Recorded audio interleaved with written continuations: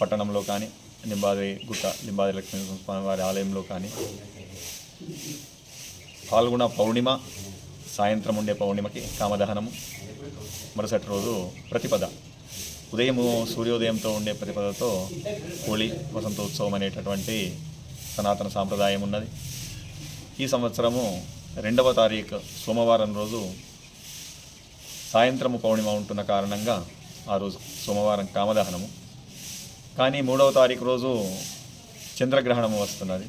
ఈ చంద్రగ్రహణము వచ్చిన సందర్భంలో వసంతోత్సవము, హోళీ ఆట అనేటటువంటిది గ్రహణ పీడ ఉంటుంది. ఆ అనిష్టము, ఇది వసంతోత్సవం అనేటటువంటిది మంగళకరమైనటువంటి కార్యము. గ్రహణ పీడ ఉంచుకొని మంగళమైనటువంటి కార్యక్రమం చేస్తే ఆ గ్రహణ పీడ అనేటటువంటిది మనకే వస్తుంది.